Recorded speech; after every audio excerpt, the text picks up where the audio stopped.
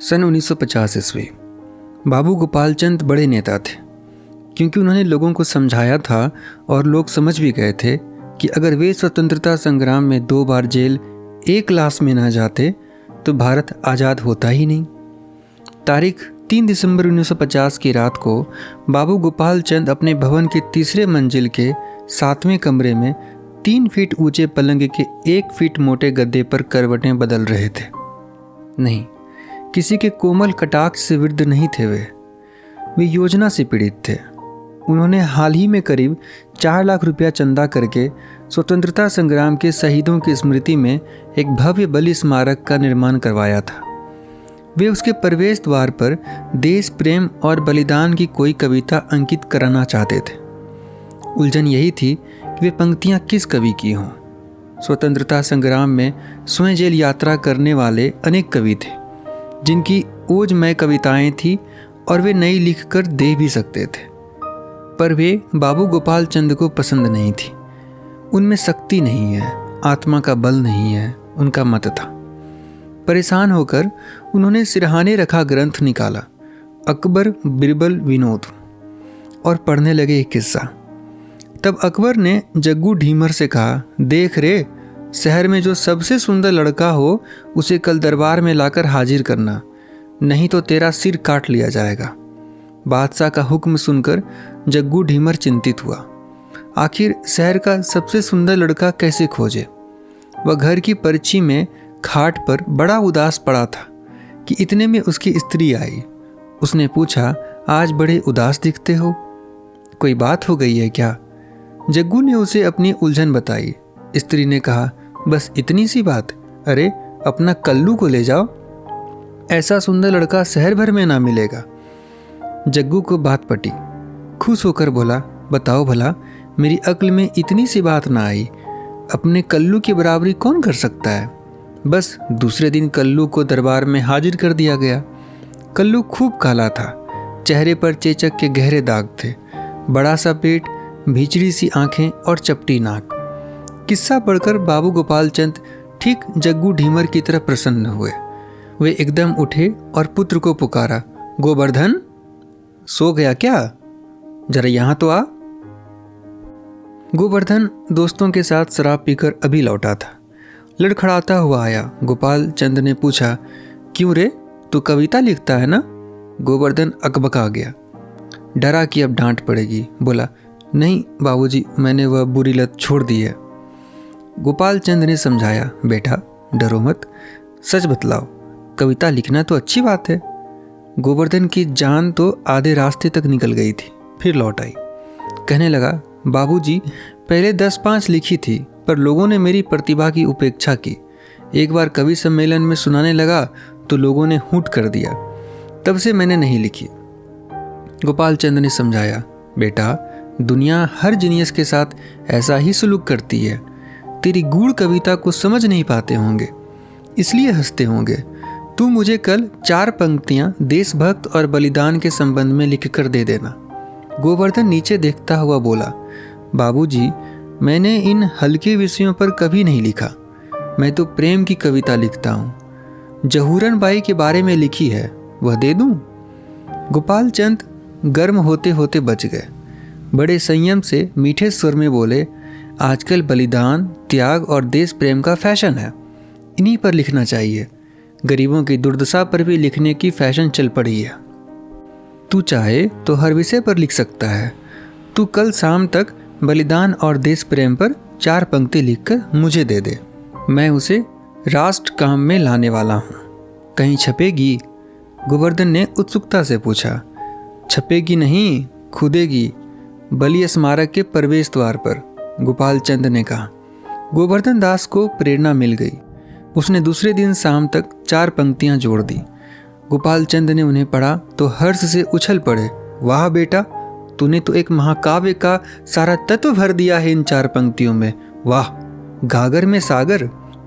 वे 4 पंक्तियां 6 सितंबर को बलि स्मारक के प्रवेश द्वार पर खुद गईं। नीचे कवि का नाम अंकित किया गया, गोवर्धन दास। सन 1950 ईस्वी।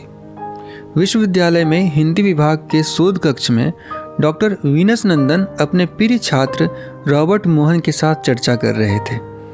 इस काल में अंतर्राष्ट्रीय नाम होने लगे। रॉबर्ट मोहन डॉक्टर वीनस नंदन के निर्देश में 20वीं शताब्दी की कविता पर शोध कर रहा था। मोहन बड़ी उत्तेजना में कह रहा था, सर, पुरातत्व विभाग में ऐसा क्लू मिला है कि उस युग के सर्वश्रेष्ठ राष्ट्रीय कवि का मुझे पता लग गया है। हम लोग बड़े अंधकार में चल रहे थे। परंपरा ने हमें सब गलत जानकारी दी है। निराला, पंत, प्रसाद, माखनलाल चतुर्वेदी, दिनकर आदि कवियों के नाम हम तक आ गए हैं, परंतु उस कृतज्ञ युग ने अपने सबसे महान राष्ट्रीय कवि को विस्मृत कर दिया। मैं विगत युग को प्रकाशित करने वाला हूँ। तुम दम्भी हो, डॉक्टर ने कहा। तो आप मूर्ख हैं, शिष्य ने उत्तर दिया। गुरु शिष्य संबंध उस समय तक इस सीमा तक पहुँच गए थे। गुरु ने बात हंसकर सह ली। फिर बोले, रॉबर्ट, मुझे तू पूरी बात तो बता। रॉबर्ट ने कहा, सर, हाल ही में सन 1950 में निर्मित एक भव्य बलि स्मारक जमीन के अंदर से खोदा गया है। शिलालेख से मालूम होता है कि वह भारत के स्वतंत्रता संग्राम में प्राण देने वाले देशभक्तों की स्मृति में निर्मित किया गया था। उसके प्रवेश द्वार पर एक कवि की 4 पंक्तियां अंकित मिली हैं। वह स्मारक देश में सबसे विशाल था। ऐसा मालूम होता है कि समूचे राष्ट्र ने इसके द्वारा शहीदों को श्रद्धांजलि अर्पित की थी। उस पर जिस कवि की कविता अंकित की गई है वह सबसे महान कवि रहा होगा। क्या नाम है उस कवि का? डॉक्टर ने पूछा। गोवर्धन दास, मोहन बोला। उसने कागज पर उतारी हुई वे पंक्तियां डॉक्टर साहब के सामने रख दी। डॉक्टर साहब ने प्रसन्न मुद्रा में कहा, वाह, तुमने बड़ा काम किया है। रॉबर्ट बोला, पर अब आगे आपकी मदद चाहिए। इस कवि की केवल 4 पंक्तियां ही मिली हैं। शेष साहित्य के बारे में क्या लिखा जाए? डॉक्टर साहब ने कहा, यह तो बहुत ही सहज है। लिखो कि उनका शेष साहित्य काल के प्रवाह में बह गया। उस युग में कवियों में गुटबंदियां थीं। गोवर्धन दास अत्यंत सरल प्रकृति के गरीब आदमी थे। वे एकांत साधना किया करते थे। वे किसी गुट में सम्मिलित नहीं थे। इसलिए उस युग के साहित्यकारों ने उनके साथ बड़ा अन्याय किया। उनकी अवहेलना की गई। उन्हें कोई प्रकाशक नहीं मिला। उनकी कुछ पुस्तकें प्रकाशित हुई थी, पर अन्य कवियों ने प्रकाशकों से वे पुस्तकें खरीद कर जला दी। रॉबर्ट के मुख पर उल्लास छा गया। बोला, और यह भी लिख दूं ना कि इन्होंने 100 से ऊपर ग्रंथ लिखे थे? हाँ, बल्कि 200। और यह भी लिखो कि उस समय देश प्रेम से उन्मत्त जनसमूह गोवर्धन दास की ओजपूर्ण कविताएं गाता हुआ बलिपथ पर बढ़ता था। गुरु ने शोध आगे बढ़ाई। रॉबर्ट ने शंका की, लेकिन सर, वैसे देखा जाए तो ये पंक्तियां बहुत रद्दी हैं। निष्कर्ष गलत न हो जाए। डॉक्टर साहब ने डांटा, रॉबर्ट, तुम्हें शोध का सबसे पहला नियम नहीं आता? अरे, जो प्राचीन है वह सबसे उत्तम है, बुरा केवल वर्तमान है। और शोध का प्रयोजन ही यह है कि जिसमें जो चीज़ ना हो उसे खोजा जाए। इन पंक्तियों में काव्य गुण नहीं है जो तुम्हें अपनी ओर से आरोपित करना होगा। महाकवि था, कोई हंसी खेल नहीं है। विद्यार्थी सहम गया। डॉक्टर वीनस ने कहा, मगर रॉबर्ट, उस महापुरुष का उल्लेख होना चाहिए जिसने महाकवि की प्रतिभा को परखा और भविष्य की पीढ़ियों के लिए कम से कम 4 पंक्तियां तो सुरक्षित रखी। कौन था उसका प्रमुख निर्माता? रॉबर्ट ने कागज देखकर बताया, एक नेता था, बाबू गोपाल चंद।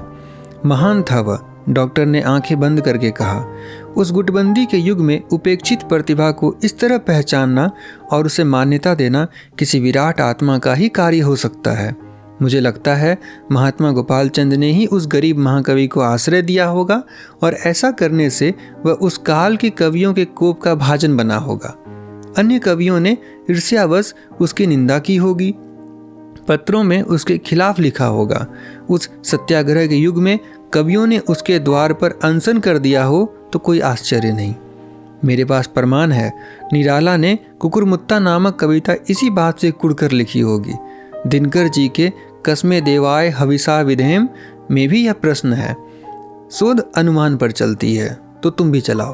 और रॉबर्ट मोहन की क्रांतिकारी खोज प्रकाशित हुई, जिसके द्वारा विश्व ने 20वीं शताब्दी के सबसे महान राष्ट्र कवि को जाना, गोवर्धन दास को। इति श्री रिसर्चाय, हरिशंकर परसाई।